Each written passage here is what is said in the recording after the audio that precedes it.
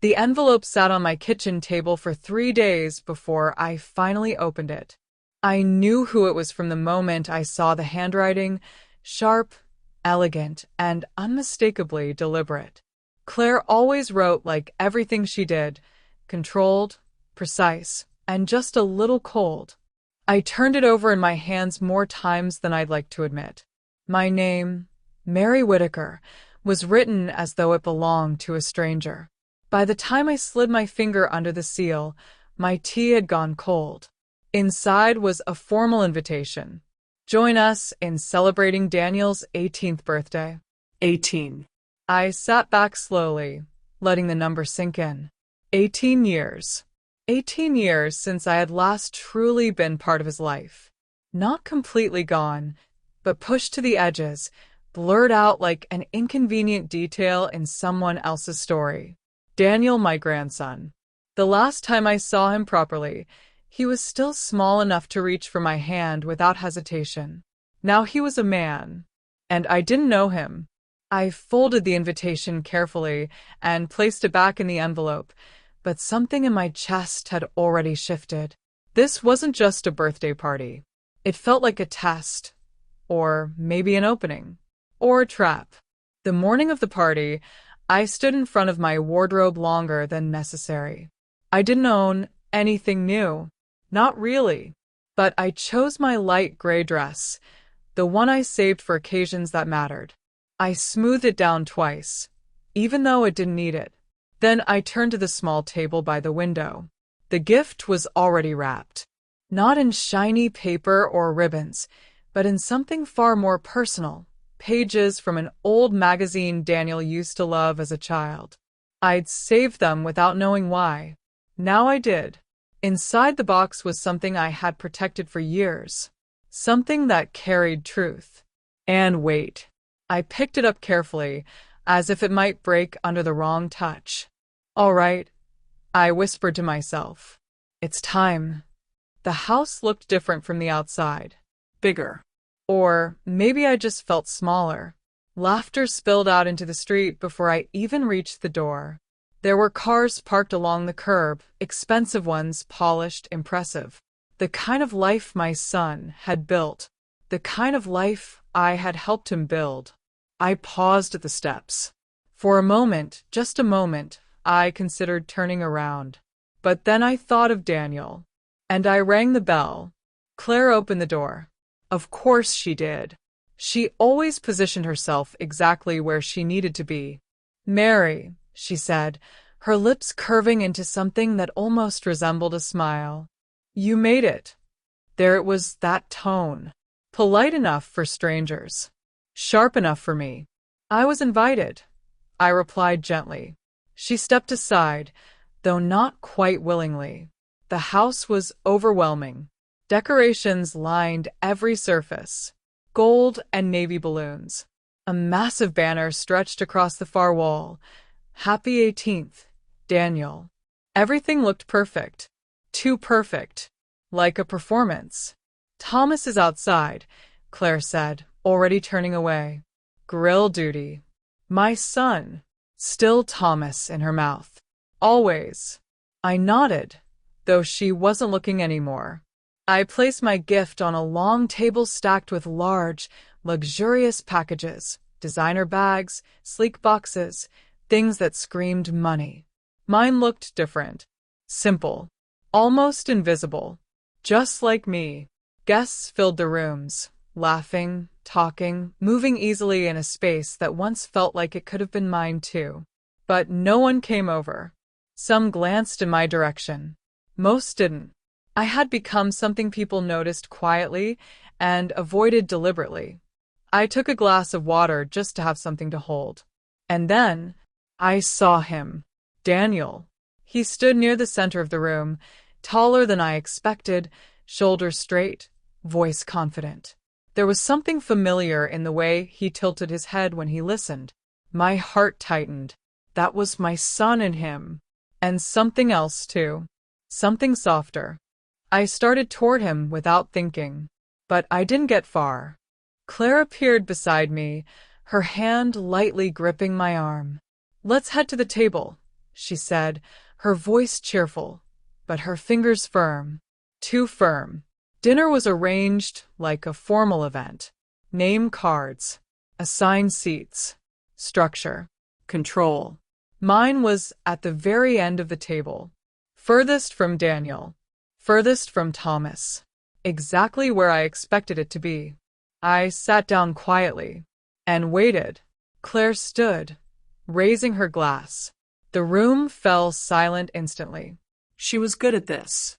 Thank you all for coming, she began warmly. Today is very special. Daniel is stepping into adulthood. There were smiles, Nods. admiration. She continued, introducing guests one by one. Each person came with a story, a contribution, a place. Then her eyes landed on me. She paused and smiled. And this, she said slowly, is Mary, the woman who nearly tore this family apart. Silence. Complete. Heavy. I felt it before I saw it. Every gaze turning toward me. Some shocked. Some curious. Some unsurprised. My fingers tightened slightly around my glass. But I didn't look away. Not this time. Claire, Thomas muttered. But it wasn't strong enough. Never was. She laughed lightly. Oh, come on, it's just a joke. It wasn't. We all knew it wasn't. Dinner continued, but I barely tasted anything. The words sat inside me, heavy but familiar. I had been called worse, just not so publicly. What hurt wasn't the insult. It was the timing, the audience, and the fact that no one stopped her. When it was time for gifts, relief passed through the room. Something easier. Something lighter. Daniel opened them one by one, smiling, thanking, performing gratitude the way he had clearly been taught. Then his hand paused. On mine. No, he said, gently moving another box aside. I want to open this one first. My breath caught. Claire stiffened. It can wait, she said quickly. But Daniel shook his head. It won't. He unwrapped it slowly. Carefully. When he saw the pages, a small smile appeared. You remembered, he said. I remember everything, I replied softly. He opened the box. And everything changed. Inside wasn't just a gift. It was a beginning. Or maybe an ending that had waited far too long. Daniel didn't react immediately, and that silence stretched longer than anything else in the room. At first, he simply stared into the box, like he wasn't quite sure what he was looking at or how he was supposed to feel about it. His fingers hovered over the contents before finally touching them, ostorожно, almost respectfully, as if he sensed that whatever lay inside wasn't just objects. It was something heavier, something alive with meaning. I watched his expression shift in small, almost imperceptible ways.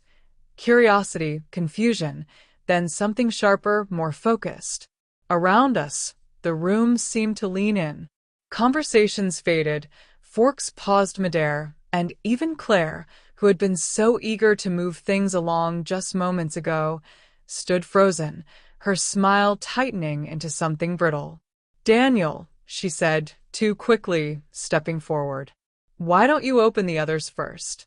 That one looks personal. He didn't look up. That's exactly why I want to see it. There was something in his tone I hadn't heard before. Not from him. Not ever. A quiet insistence. Not defiance exactly, but independence.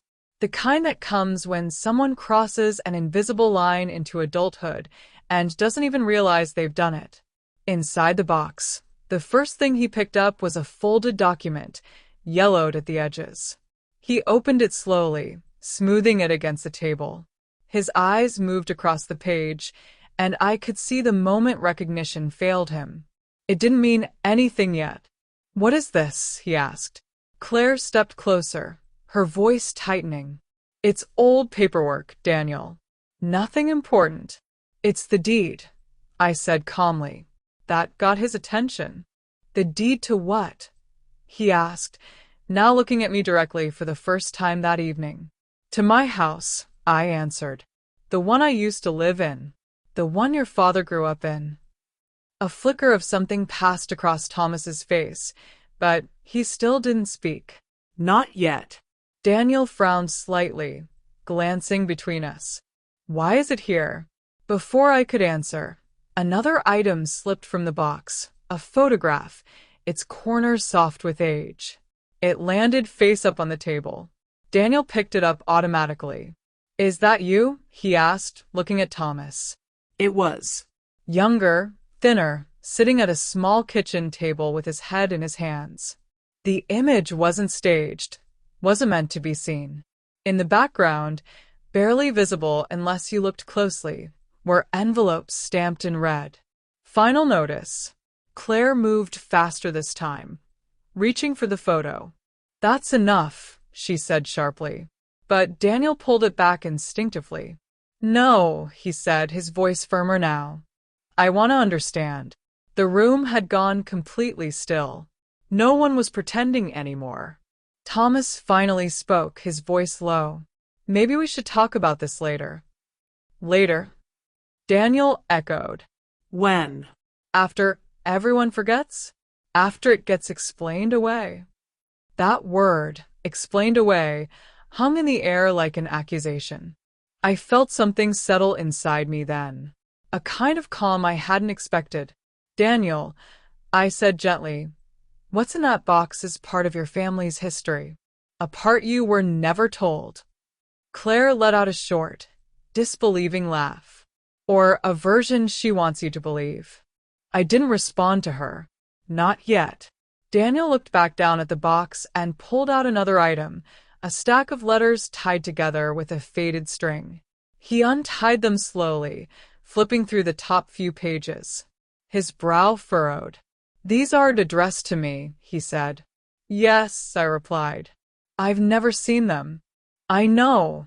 That was the first moment something truly shifted in the room. Not loud, not dramatic, but real. A crack forming in something that had stood solid for years. Claire crossed her arms tightly. We didn't think it was appropriate, she said. You were a child. You didn't need confusion. Confusion? Daniel repeated. About my own grandmother? Her jaw tightened. About her intentions. There it was again. That word she had planted so carefully over the years. Intentions. As if love needed to be questioned. Daniel didn't argue. He just kept looking through the letters, faster now, scanning dates, reading fragments. I could see him building something in his mind, piece by piece. Then he found the notebook. He hesitated before opening it, almost as if he sensed this was different. What's this? He asked. I took a breath. That's mine.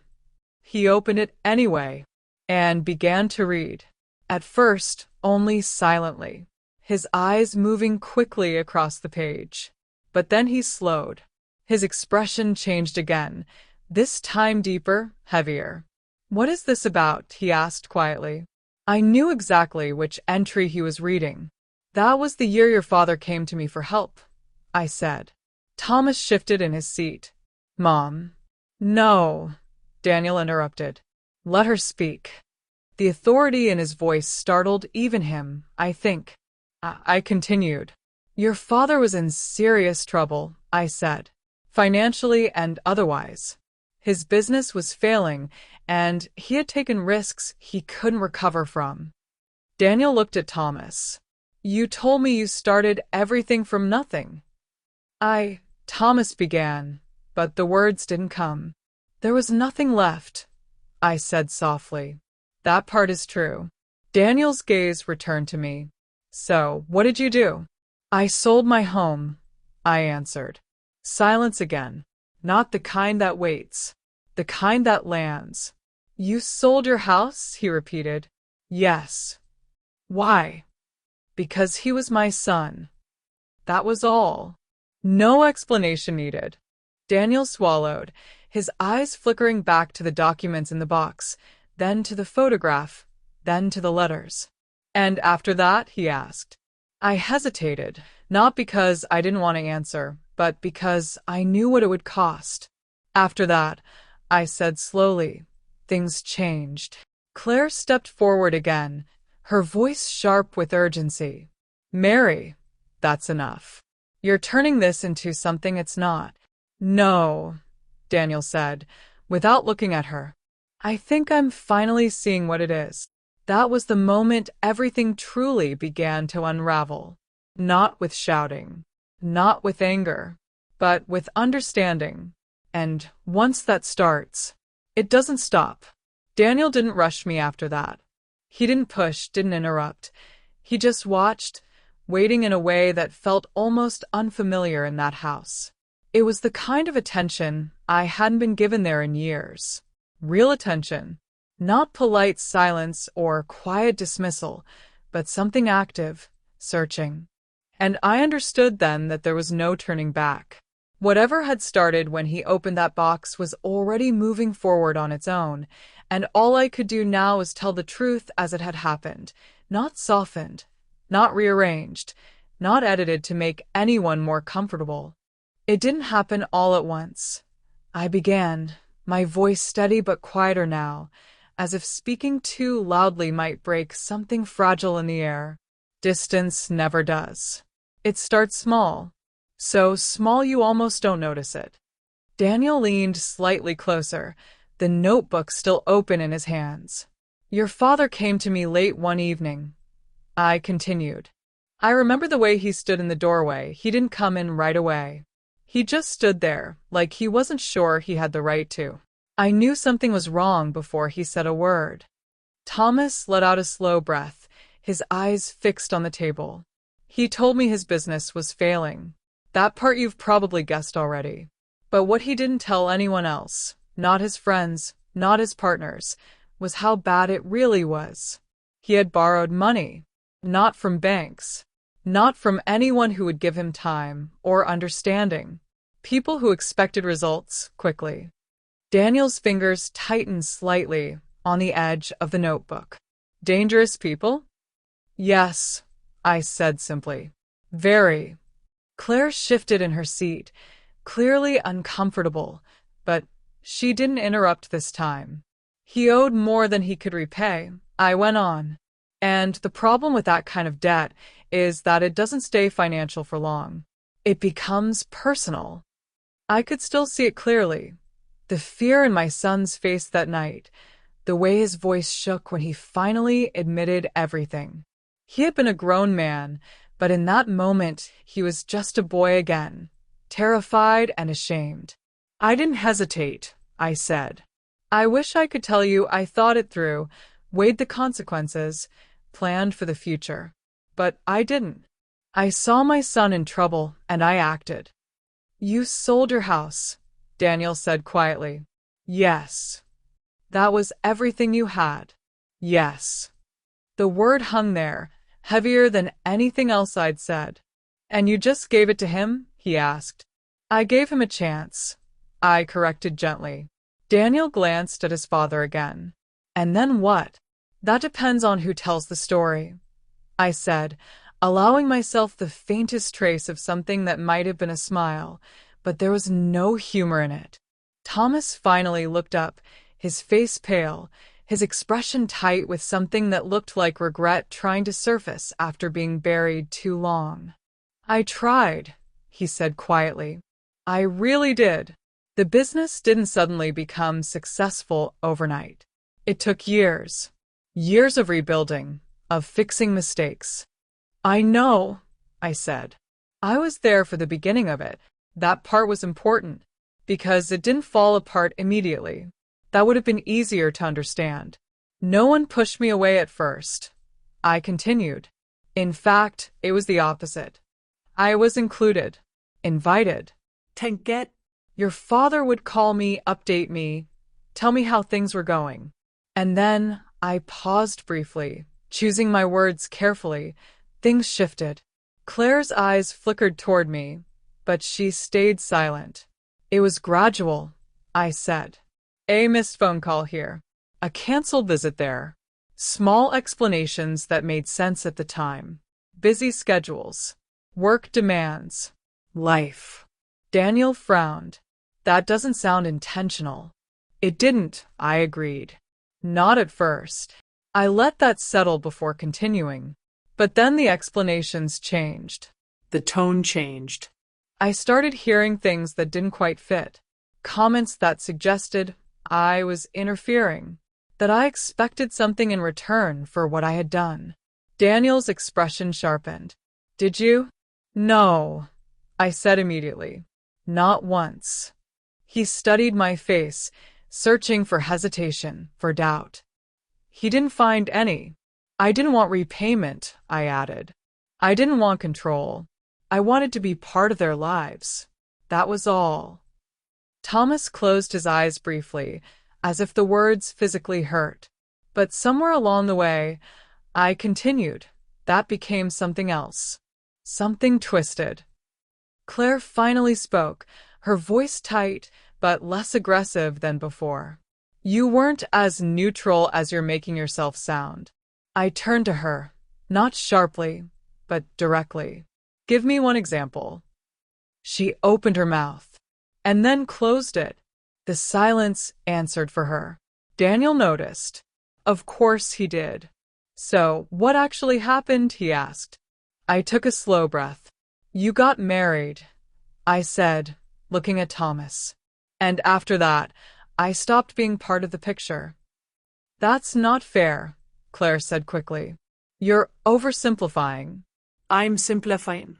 I corrected calmly. Because the details don't change the outcome. Daniel flipped through the notebook again, finding another entry. You weren't invited to things, he said, reading between the lines now. No. My birthday parties? No. My school events? No. His voice dropped slightly.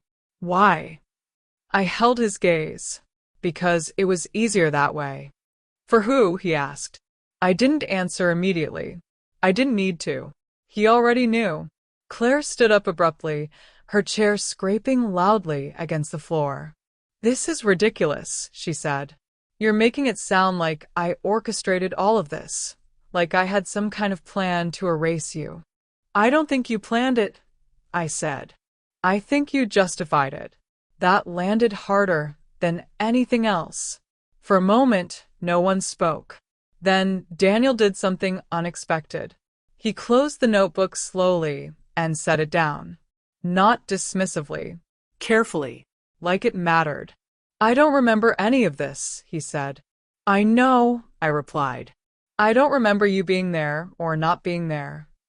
That's how it works, I said softly. When something is missing long enough, it stops feeling like something that was taken. It just feels normal. Daniel leaned back slightly, processing that. Then he looked at his father. Is it true? He asked. This time, Thomas didn't hesitate. Yes, he said. One word. But it carried everything. I let it happen, he added. At first because I was overwhelmed, and later because it was easier than fixing it. Daniel's jaw tightened slightly. And you? He asked, turning to Claire. She hesitated. Longer than Thomas had. I thought I was protecting our family, she said finally. From what? Daniel asked. She didn't answer. Because there wasn't a clean answer. There never had been. And for the first time since I walked into that house, I saw something real on her face. Not anger, not control, but uncertainty. And underneath it, fear. The kind that comes when the story you've lived inside for years starts to crack. Daniel looked back at me, then at the box, then at both of his parents. Everything was connecting now. Everything. And once a person sees that kind of truth, they can't unsee it. The room didn't feel like the same place anymore. Just an hour ago it had been filled with laughter, music, the artificial brightness of celebration, but now it was something else entirely. Quieter, heavier, real. The decorations still hung from the ceiling.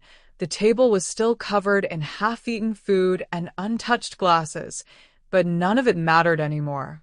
Everything that had once been carefully arranged to create a perfect image had lost its meaning, because the image itself had started to collapse. Daniel was the first to move. Not away, but closer. He reached into the box again, slower this time, more deliberate, like he understood now that every item inside it carried weight. Not just memories, but answers. And questions. "There's more," he said quietly. "I knew there was. There always had been." He pulled out a folded newspaper clipping, its edges worn thin from time. I hadn't expected him to find that so quickly. For a second, just a second, I felt something close to hesitation. Not because I regretted bringing it, but because I knew what it would mean once it was read aloud. "What is this?" Daniel asked, unfolding it. Thomas stiffened instantly. Claire noticed. "So did I." "Daniel," Thomas said, his voice lower now, almost careful. "You don't need to read that." That alone told Daniel everything. "Yes," he said quietly. I do. His eyes scanned the page, moving faster at first, then slowing as the words began to settle in. His expression changed. Again. But this time it wasn't confusion. It was something sharper. "Dad," he said slowly, "this is about you." Silence. Thomas didn't deny it. Daniel swallowed. "It says you were under investigation. Fraud, infestor decepción." Claire stepped forward immediately. "That article is misleading." "It was real," I said calmly. That stopped her. Daniel looked up from the page, his face pale now, but focused. "You told me you built everything honestly." "I did," Thomas said quickly. After all of that." "After?" Daniel repeated. "So, this part is true?" Thomas ran a hand through his hair, a gesture I hadn't seen since he was much younger, back when he didn't know how to hide what he was feeling. "Yes," he said finally. The words seemed to echo. Daniel looked back down at the article. "It says the case was dropped. Lack of evidence." He paused, then looked up again. What really happened? That question landed harder than anything else had so far, because this time, there was no softer version. No way to reshape it into something easier to accept. I looked at Thomas. This was his moment, his truth. And for the first time that evening, maybe for the first time in years, he didn't look at Claire before answering. He looked at me, then back at his son. "It didn't just disappear," he said slowly. Daniel didn't blink. "Then how?" he asked. Thomas hesitated. "I didn't. My brother helped," I said. Both of them looked at me. "Your great-uncle," I clarified. "He was a judge." Daniel frowned slightly. "But you said he wasn't involved in the case." "He wasn't," I said. "Officially." The word hung there. Unofficially didn't need to be said. Understanding came anyway. "You asked him to interfere?" Daniel said quietly. "Yes." Claire let out a sharp breath. "Mary." "No," I said, not raising my voice, but not backing down either. "He deserves to know." Daniel's gaze stayed locked on mine. "What did he do?" I took a slow breath. "He made calls," I said. "Spoke to people who owed him favors. Evidence was mishandled. Procedures weren't followed correctly. The case fell apart." Daniel stared at me. "That's illegal," he said. "Yes." No hesitation. No justification. Just truth. The kind that doesn't ask to be forgiven. For a moment, no one spoke. Not even Claire.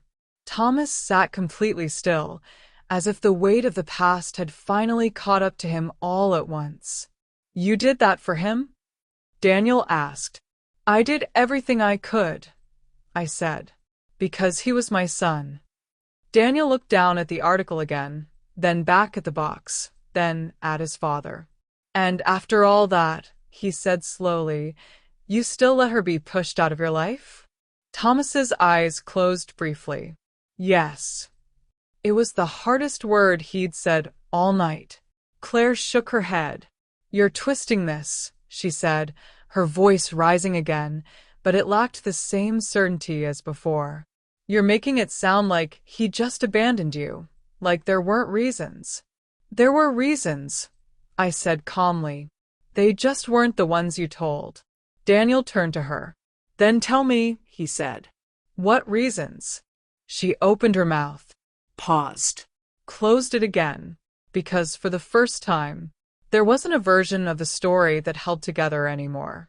Not completely. Not under this kind of light. I helped him cope, she said finally, quieter now. He couldn't live with what he'd done. The guilt, it was destroying him. So yes, I reframed things. I made it easier. By making her the problem? Daniel asked. Claire flinched. I didn't see it that way, she said. But that's what happened, he replied. Another silence. This one deeper. Not tense. Just undeniable. Daniel turned back to me. And you never told anyone? He asked. No. Why? I could have given him a dozen answers, but only one mattered, because I thought protecting him mattered more than being understood.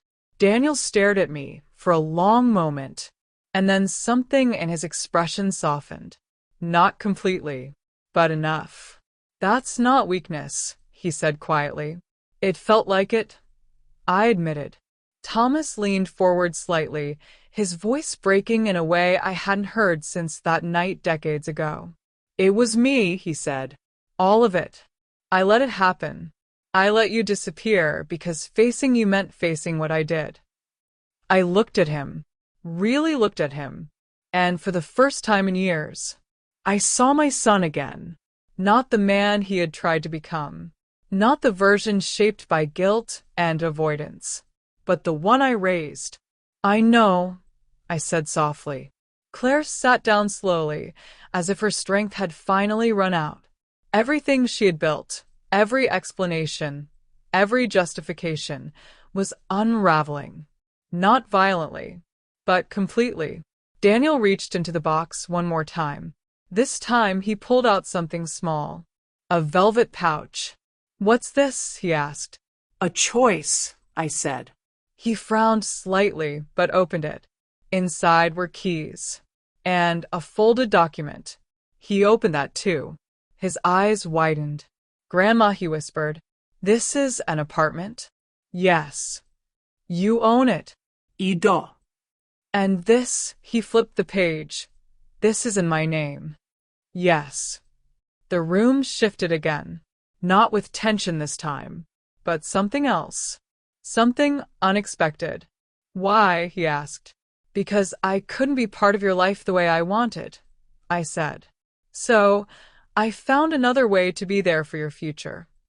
He stared at the numbers, then at me. You've been saving this for me? For years. Claire shook her head slowly, almost in disbelief now. You expect us to believe this isn't manipulation? I looked at her, not with anger, not with triumph, just honesty. If I wanted control, I said quietly, I would have asked for it a long time ago. That ended it. Not loudly, not dramatically, but completely. Daniel closed the document carefully, placing it back in the pouch. Then he stood and moved, not toward his parents, toward me. He pulled out the chair beside mine and sat down. Close. Closer than he had been all night. I think, he said quietly, I finally understand. And in that moment, everything changed. For a long moment after Daniel sat beside me, no one moved. It wasn't dramatic. There was no sudden outburst or final confrontation, just a quiet shift that felt deeper than anything loud could have been. Something invisible had realigned. For 18 years, there had been a structure in that house, a version of reality everyone had lived inside, some more comfortably than others. And now it had cracked open, not completely destroyed, but changed in a way that could never be reversed. Daniel rested his hands on the table, the velvet pouch still between his fingers, as if he wasn't ready to let it go just yet. I could feel the warmth of his presence beside me, and it startled me how unfamiliar, and at the same time how natural, it felt. This was what had been missing all those years. Not money, not apologies, not even explanations. Just this. Nearness. Connection. Thomas stood up slowly, almost uncertain, as if he didn't quite know where he belonged in the room anymore. For so long he had occupied the center of it, provider, father, husband, the one who held everything together. But now the balance had shifted, and he had to choose where to stand. He chose us. He walked around the table and stopped on my other side. Not too close at first, just enough to be present. Then, after a brief hesitation, he pulled out the chair and sat down. It was such a small movement, but it carried years inside it. "I don't expect forgiveness," he said, his voice low but steady. "Not right away. Maybe not ever. But I need to say this. I was wrong. About you. About everything." I looked at him carefully. For years I had imagined this moment, what it would feel like, what I would say, whether it would bring relief or anger or something else entirely. But now that it was here, it felt quiet. Not because it didn't matter, but because it mattered too much to be loud. "Forgiveness isn't a moment," I said. "It's a process." He nodded, accepting that without argument. Daniel looked between us, his expression thoughtful. "Then we start now," he said simply. Claire let out a soft, uneven breath from across the table. For the first time that evening, no one was looking at her, not because she didn't matter, but because the center had shifted away from her control. She had always been the one who directed the room, who shaped the tone, who decided what was said and what wasn't. And now she was sitting in a space where things were unfolding without her permission. "That's it?" she asked quietly. "We just move on?" Daniel turned to her. "No," he said. "We don't move on. We move forward. That's different." She studied him, really studied him, as if trying to understand when he had become someone she didn't fully recognize anymore. "You think this is simple?" she asked. "No," he said. "I think it's necessary." There was no anger in his voice. That was what made it land. Claire's shoulders lowered slightly, not in defeat, but in something closer to exhaustion. "You don't understand what it was like," she said, her voice softer now. "Watching your father fall apart. Trying to hold everything together. I did what I thought was right." "I believe you," Daniel said. That surprised her. "But doing what feels right," he continued, "doesn't always make it right." That silence returned again, but this time it wasn't heavy. It was reflective. Thomas leaned forward, his hands clasped together. "We built something on a lie," he said. "Maybe not intentionally at first, but we let it continue. And the longer it went on, the harder it became to stop." Claire didn't argue, because she couldn't, because it was true. I watched them both, and for the first time in years, I didn't feel like an outsider looking in. I wasn't standing at the edge of their lives anymore, trying to understand where I fit. I was part of the conversation, part of the truth. Daniel reached into the box again, slower now. Not searching, but exploring. He picked up the locket, the one I had kept all these years, and turned it over in his hand. "What's inside?" he asked. "Open it," I said. He did. On one side, a small photo of Thomas as a baby. On the other, Daniel himself, just days old. He looked at it for a long time. "You kept this with you?" he asked. "Every day," I said. He closed it gently, then held it out to me. "You should wear it now," he said. "Not keep it hidden." There was something symbolic in that, something neither of us needed to explain. I took it from him and fastened it around my neck. The metal felt cool at first, then slowly warmed against my skin. "No more hiding," he added quietly. "No more hiding," I agreed. Thomas watched that moment closely, and I could see something shifting in him too. Not just guilt, but recognition. Understanding of what had been lost, and maybe, finally, what could still be rebuilt. Stay, he said suddenly. The word caught me off guard. The party's over, he added, glancing around at the emptying room, the abandoned decorations, the half-cleared plates. But maybe we could sit down. Just us. No guests. No performance. Family. He didn't say the word this time. He didn't have to. I nodded. I'd like that. Claire hesitated, but only for a moment. Then she gave a small, restrained nod. Fine, she said. We can try. It wasn't warmth. It wasn't acceptance. But it wasn't rejection either. And after everything, that was enough. Later, as we sat around the same table, the atmosphere felt completely different.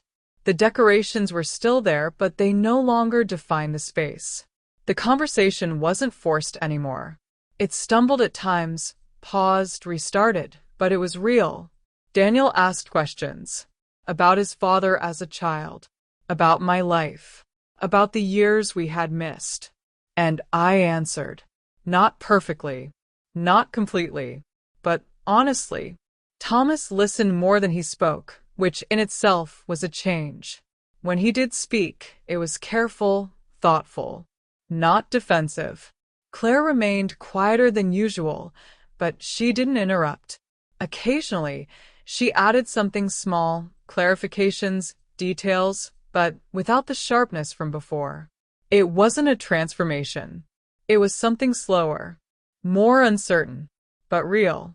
At one point, Daniel laughed at something I said, really laughed, and the sound filled the room in a way that felt unfamiliar and familiar at the same time. Thomas smiled at that, and for a second I saw a glimpse of what we used to be. Not perfect, but connected. I rested my hand lightly against the table, feeling the weight of the locket against my chest. For years, I had believed that silence was the price of keeping the peace, that if I waited long enough, things would fix themselves. That truth, left alone, would eventually rise on its own. I had been wrong about that. Truth doesn't rise. It waits until someone is willing to carry it into the light. And tonight, finally, I had. not to win, not to prove anything, but to be seen. And as I looked around the table, at my son, at my grandson, even at the woman who had once shut me out, I realized something I hadn't allowed myself to feel in a very long time. I belonged here, not because they gave me permission, but because I had always belonged. The difference now was that no one was denying it anymore. Thomas reached for the wine bottle and paused. Then he looked at me, not with hesitation, but with something steadier. More wine, Mom, he asked. Mom. Not Mary. Not something distant. Mom. I smiled, lifting my glass. Yes, I said softly. I'd like that. And for the first time in decades, it felt like the beginning, not the end.